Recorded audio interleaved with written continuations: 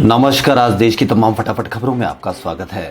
Britain की Oxford university में भारतीय प्रोफेसर सुमी विश्वास ने कोरोना वायरस की एक नई वैक्सीन तैयार कर ली है। ब्लूमबर्ग.com की रिपोर्ट के मुताबिक दुनिया की सबसे बड़ी वैक्सीन उत्पादक company serum institute of India के साथ साझेदारी के साथ इस वैक्सीन का ह्यूमन ट्रायल ऑस्ट्रेलिया में शुरू हो गया है। अमेरिकी राष्ट्रपति डोनाल्ड ट्रंप व्हाइट हाउस में प्रेस कॉन्फ्रेंस के दौरान एक बार फिर पत्रकार से भिड़ गए। इस बार उनकी भिड़ंत मास्क को लेकर हुई, जो बेहद दिलचस्प है। दरअसल जब प्रेस कॉन्फ्रेंस के दौरान एक रिपोर्टर ने राष्ट्रपति ट्रंप से एक सवाल पूछा तो ट्रंप ने जवाब देने से पहले रिपोर्टर को मास्क हटाने और चेहरा दिखाने के लिए कहा, जिसे उस रिपोर्टर ने इनकार कर दिया। बता दें कि अमेरिकी राष्ट्रपति कभी भी मीडिया ब्रीफिंग में मास्क नहीं पहनते हैं। केंद्रीय स्वास्थ्य मंत्रालय के स्वास्थ्य सचिव राजेश भूषण और नीति आयोग के सदस्य डॉक्टर वी.के. पॉल ने आज एक प्रेस कॉन्फ्रेंस में कहा कि देश में कोरोना के 5 करोड़ टेस्ट हो गए। अब हमसे ज्यादा टेस्ट करने वाला बस एक ही देश है। 10 लाख से ज्यादा टेस्ट पिछले एक हफ्ते में रोजाना हुए। 33 लाख से ज्यादा मरीज ठीक हो गए हैं। दुनिया में 3102 प्रति 10 लाख मामले हैं। भारत में मामले वर्ल्ड एवरेज से कम है। 21 राज्यों में प्रति मिलियन नेशनल एवरेज से ज्यादा मामले सामने आ रहे हैं। सुशांत सिंह राजपूत केस से जुड़े ड्रग्स मामले की जांच के दौरान एक्ट्रेस रिया चक्रवर्ती को गिरफ्तार कर लिया गया है। नारकोटिक्स कंट्रोल ब्यूरो टीम द्वारा ड्रग्स मामले में 3 दिन की पूछताछ के बाद रिया चक्रवर्ती की गिरफ्तारी हुई है। एनसीबी का कहना है कि रिया ने माना कि कुछ मौकों पर उसने भी ड्रग्स लिया। उन्होंने अपने भाई शोविक और सुशांत के साथ ड्रग्स लिया। कांग्रेस के पूर्व अध्यक्ष राहुल गांधी इस समय नरेंद्र मोदी के नेतृत्व वाली केंद्र सरकार के खिलाफ आक्रामक रुख अख्तियार किए हुए हैं। वे मौका मिलने पर मोदी सरकार पर निशाना साधने का कोई मौका नहीं चूक रहे हैं। राहुल ने मंगलवार को देश में कोरोना संक्रमण के मुद्दे पर मोदी सरकार पर निशाना साधा। राहुल ने ट्वीट कर कहा कि मोदी सरकार के कुप्रबंधन के कारण भारत में कोरोना के कुल केस दुनिया में दूसरे नंबर पर है।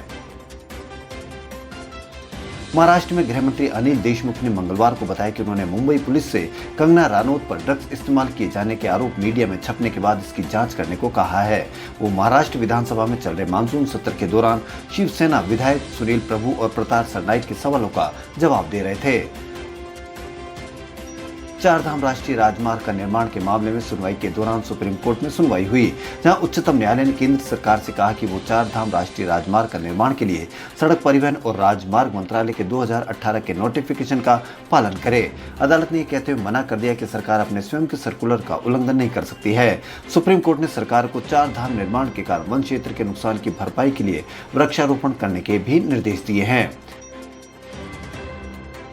श्रीलंका के पूर्वी तट के करीब समुद्र में कच्चे तेल का माल ले जाने वाले ऑयल टैंकर न्यू डायमंड में गुरुवार से आग लगी हुई है। मंगलवार को भारत ने आग बुझाने के ऑपरेशन के लिए नई मदद भेजी है।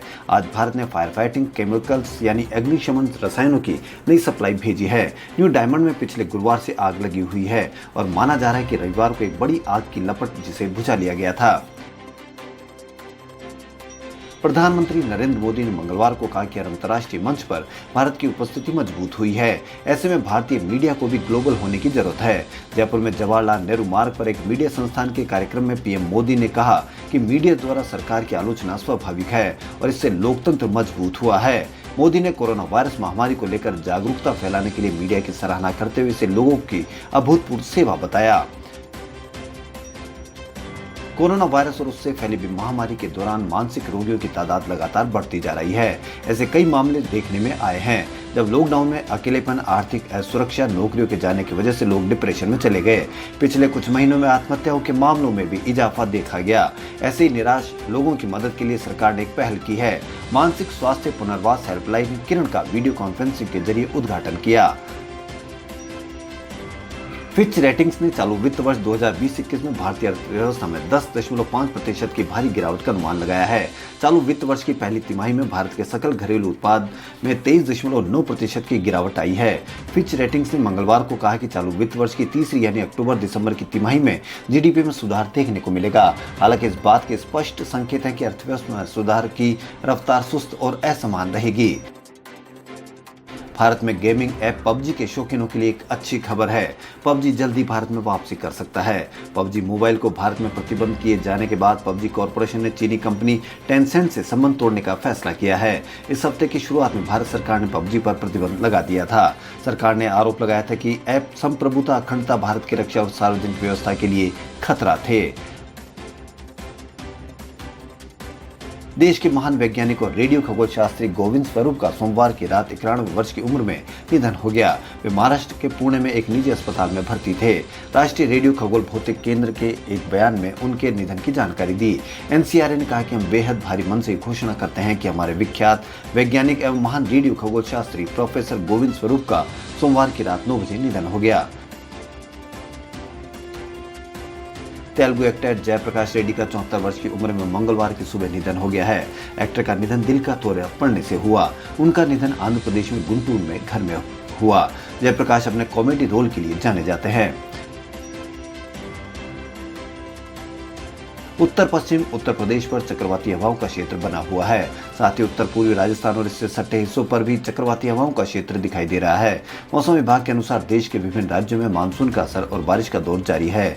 देश के अलग अलग राज्यों में हल्की से मध्यम बारिश का अनुमान है। खबरों फिलहाल इतना ही। यदि आपको हमारा चैनल पसंद आए तो लाइक, सब्सक्राइब और शेयर अवश्य करें। धन्यवाद।